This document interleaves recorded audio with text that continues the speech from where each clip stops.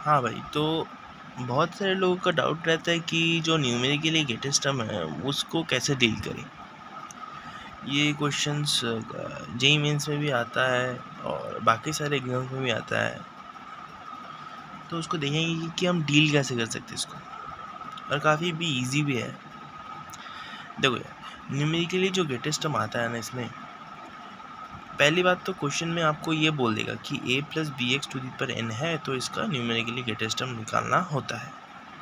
Okay, ना अगर इसको निकालेंगे तो एक फार्मूला याद रखना मैंडेटरी है। कौन सा वाला? ये वाला, कि n प्लस वन, n कौन सा है? ये जो एक्सपोनेंट है उसी को n बोला गया, n plus one by one plus, यहाँ पर मॉड बिठा देंगे एक, और भी अच्छा रिजल्ट देगा, ठीक है ना।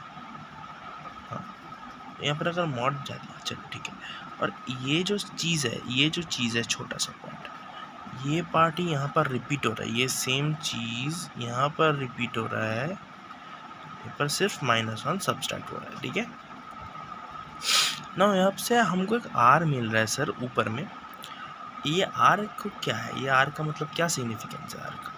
तो ये r को हम एग्ज़ाम में इम्प्लीमेंट ऐसे करेंगे कि भाई डायरेक्टली सर को NCR में लिखना है कि r प्लस वन NCR, ये जो r मिलता है डायरेक्टली NCR में लिखना है, फिर उसको एज इट इज़ अप्लाई कर देना है। तो यहाँ से हमको NGT मिल जाएगा, न्यूमेरिकली ग्रेटेस्ट टर्म। तो आयो यार, थोड़ा क्वेश्चंस करके देख लेते हैं कि मतलब न्यूमेरिकली ग्रेटेस्ट टर्म होता कैसे है, मतलब अगर क्वेश्चंस आया भी तो कैसा है। तुमको पहली बात तो ये एक एक्सप्रेशन दे दिया जाएगा और x का वैल्यू दे दिया जाएगा कि x का वैल्यू से फिर बोल देगा कि न्यूमेरिकली ग्रेटेस्ट टर्म निकालो। अब देखो, मैंने यहाँ पर लगाया कि यहाँ पर जो 16 है वो 16 को मैंने कैसे लिखा है, यहाँ पर 15 प्लस 1 को मैंने 16 लिख दिया है। 15 आया यहाँ से, ठीक है। हाँ, अब देखो यहाँ पर मैंने लिख दिया 1 प्लस 3/5x। ये माइनस नहीं आया क्योंकि मॉड लगाया हुआ है, तो मॉड का सिग्निफिकेंस समझ में आ रहा होगा आपको। चलो, अगर 1/5 बिठा दिया तो 5x की जगह तो पूरा 1 हो जाएगा। और इधर में क्या मिलेगा? इधर में मिलेगा 3 प्लस 1। इधर में क्या मिलेगा बोलो? इधर में मिलेगा 3 प्लस 1, जो कि हमको अभी 4 दे रहा है, ठीक है ब्रो। तो मतलब r is less than equal to 4। r is less than equal to 4 का क्या मतलब है? r is equal to less than equal to 4 का मतलब है कि r इक्वल टू 4 भी मिल सकता है और r से एक कम भी मिल सकता है, वो है 3। और r को 3 मिलने का क्या मतलब है? t इक्वल टू 4, मतलब t4, और ये मिलने का मतलब है कि ये तो मतलब t5 मिल गया। तो इससे हमको एक चीज़ इन्फेयर कर सकते हैं, हम सोच सकते हैं कि भाई जो t4 है वो t5 की इक्वल है, और यहाँ से आसानी से हम इसका जो टर्म है वो लिख सकते हैं। कोई दिक्कत वाली बात नहीं है, ठीक है। तो ऐसे हम यहाँ से NGT को लिख सकते हैं बहुत बढ़िया से। हाँ, कोई बात नहीं, NGT को लिख लेंगे, कोई बात नहीं, बहुत बढ़िया। चलो भाई, एक नेक्स्ट सवाल में जाते हैं।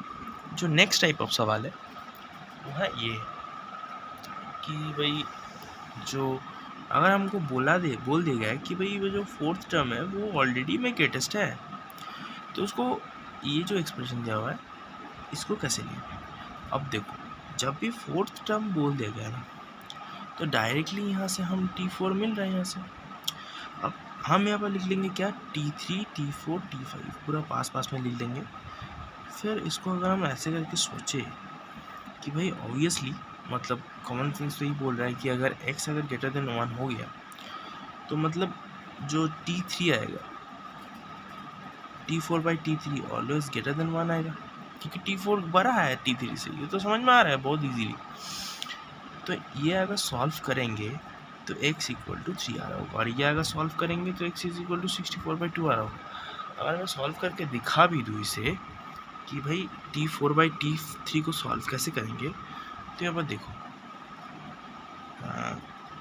NC4 लिख देंगे बाय NC3 लिख देंगे into 2 to the power n-3 लिख देंगे into 2 to the power 3/8 to the power 3 into x cube by 2 to the power n-2 into 2 का स्क्वायर इंटू 8 का square into x square, and is always greater than 1।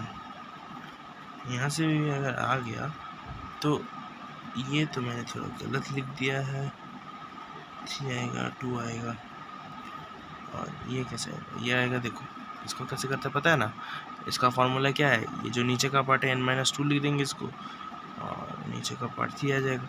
अभी n का क्या value है, n का value ऊपर में 10 है तो इधर में 8 आ जाएगा, इनटू इसको अगर कट करेंगे तो हाफ आ जाएगा, इसको अगर कट करेंगे तो 1/4 इंटू इसको कट करेंगे तो ऊपर में x आ जाएगा, x